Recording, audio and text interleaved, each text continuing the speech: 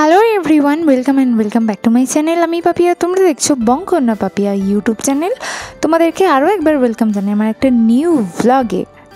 তো যারা আমার রেগুলার ভ্লগ ফলো করো তারা জেনে থাকবে আমি কিছুদিন আগে গিয়েছিলাম শান্তিনিকেতনের বহু জায়গার ভিডিও আমি তোমাদের সাথে অলরেডি শেয়ার করেছি। তো আজকে আমি চলে এসেছি সৃজনী শিল্প গ্রামে। তো মেন গেট থেকে ঢুকেই তোমরা লেফট সাইডে টিকিট কাউন্টার পেয়ে যাবে। এখানের টিকিট হচ্ছে মাথাপিছু 30 টাকা, 5 থেকে 12 বছরের বাচ্চাদের জন্য 10 টাকা এবং স্টুডেন্টদের জন্য 10 টাকা, এবং 5 বছরের কম বাচ্চাদের কোনো এন্ট্রি ফি লাগবে না। এবার চলো ভেতরে প্রবেশ করা যাক এবং প্রত্যেকটা জায়গা তোমাদেরকে খুব সুন্দরভাবে দেখানোর চেষ্টা করব আমি। সৃজনী শিল্পগ্রামে কি আছে আগে সেগুলোই উল্লেখ করি। এখানে আছে বিভিন্ন শিল্পীদের নিপুণতার সাথে তৈরি করা তাদের কিছু শিল্প নিদর্শন।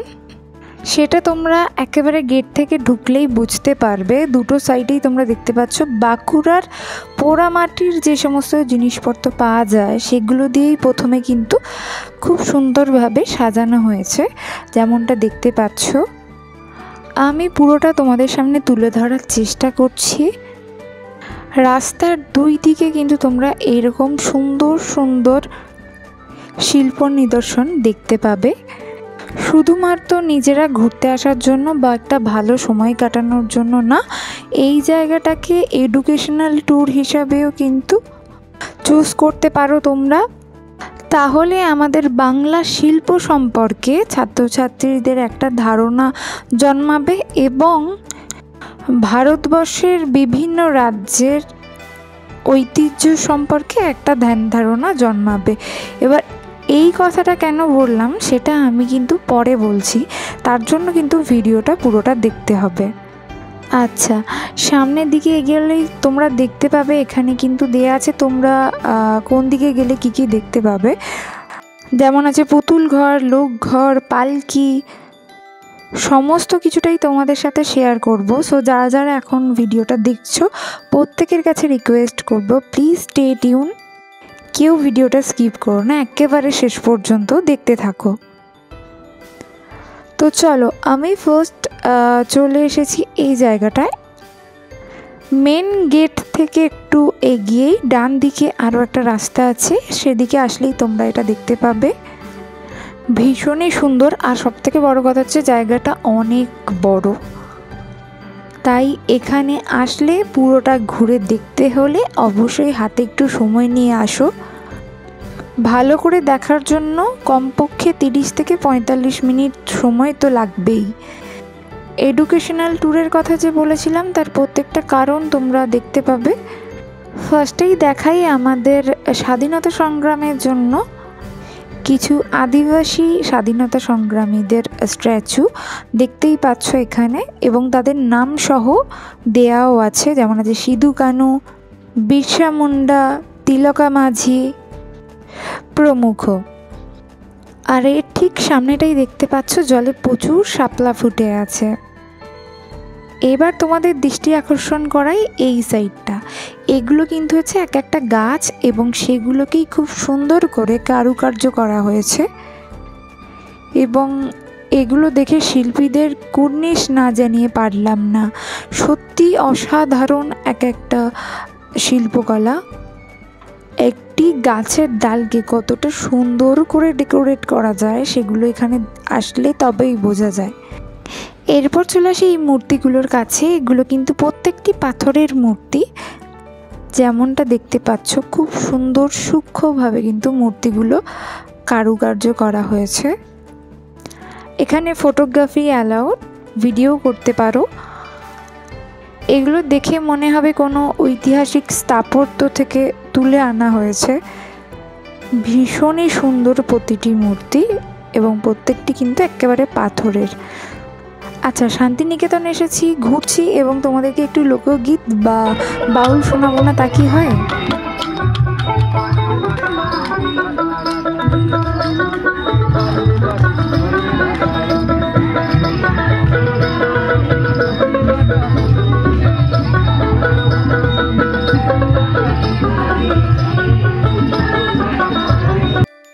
চলো ঘুরতে ঘুরতে আমরা চলে এলাম এই সাইডটা। এখানে একটা ছোট স্টেজ করা আছে যেখানে অনুষ্ঠান হয়, এবং ভাগ্যক্রমে আজকেও অনুষ্ঠান হচ্ছিল একটা। তো আমরা একটু অনুষ্ঠান উপভোগ করি। তো অনেকেই ছিলেন তাবড় তাবড় শিল্পীরা এখানে।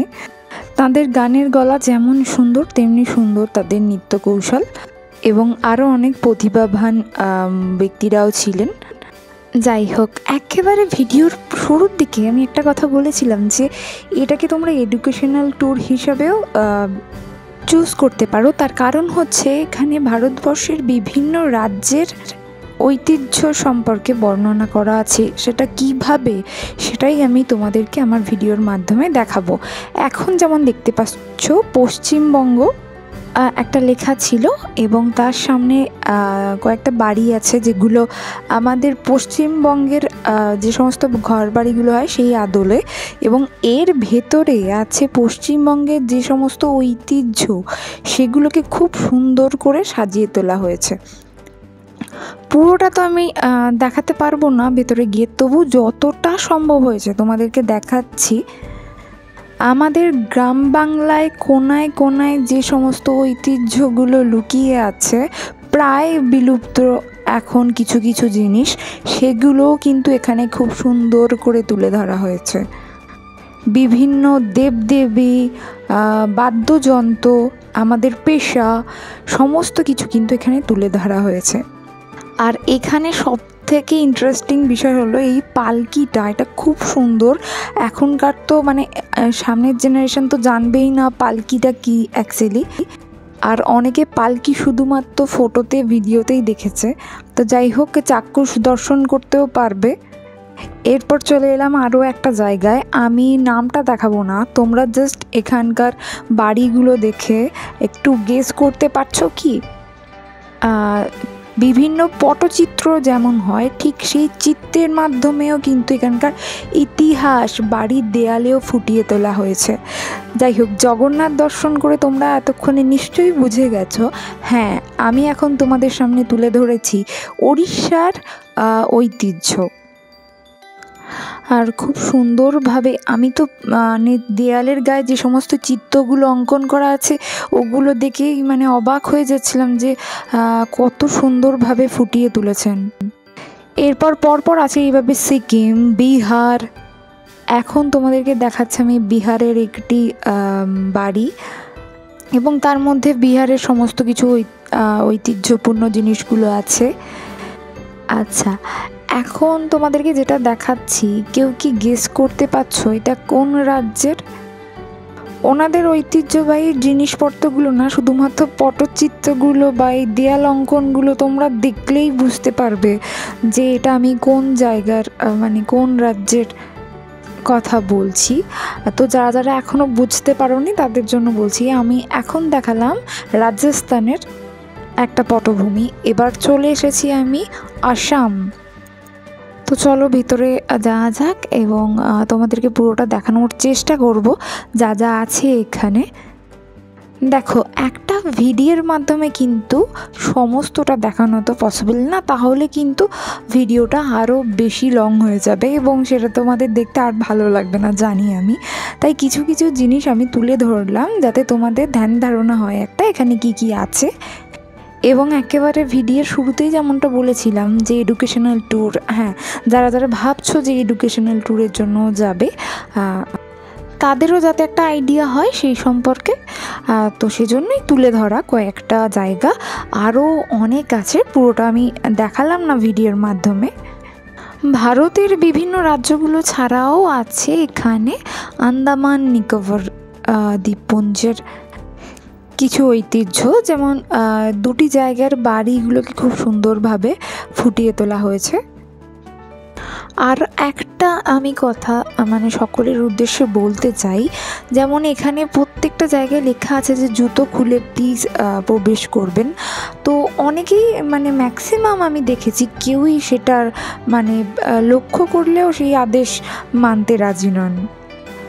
তো আমি প্রত্যেকের কাছে অনুরোধ করব, যারা আসছো প্লিজ যদি জুতো খুলে ঢুকতে পারো তো অবশ্যই জুতো খুলে ঢোকো, নাহলে বাইরে থেকেই দর্শন করো। আচ্ছা, এরপর আমি চলে এলাম এই যেখানে, এটা একটা বুদ্ধ মূর্তি আছে বেশ বড়। তবে আমি আগের একটা ভিডিওতে তোমাদেরকে বলেছিলাম শান্তিনিকেতনে কিন্তু 30 ফুটের একটা বুদ্ধ মূর্তি আছে। সেটা কিন্তু এখানে না, কোথায় আছে এটা কিন্তু একটা হিডেন প্লেস। আমি কিন্তু আগের একটা ব্লগে জানিয়েছি, যদি আসো অবশ্যই একবার দেখে যাওয়ার চেষ্টা করবে। এখানেও একটা স্টেজ করা আছে, দেখতে পাচ্ছ বেশ বড় কিন্তু এই স্টেজটা। আগে যেটা দেখিয়েছিলাম সেটা একটু ছোট, আর এই স্টেজটা বেশ বড়। এরপর আমি চলে আসি সৃজনী শিল্পগ্রামের ভেতরে একটা ছোট্ট মার্কেট আছে। যেমনটা সোনাঝুরি হাটে জিনিসপত্রগুলো পাওয়া যায়, ঠিক সেই সমস্ত জিনিসপত্রগুলো কিন্তু তোমরা এখানে পেয়ে যাবে। আর যদি প্রাইসের কথা জিজ্ঞাসা করো যে এইরকম একটা জায়গায়, অবশ্যই একটু প্রাইসটা বেশি হবে, একেবারেই না।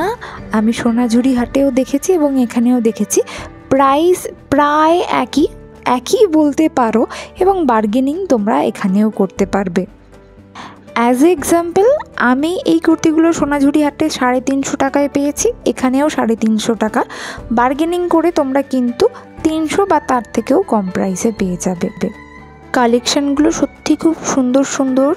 কাঁথা স্টিচের শাড়ি, জামা কাপড়, মানে বিভিন্ন ধরনের পোশাক আশাক সমস্ত কিছু পেয়ে যাবে।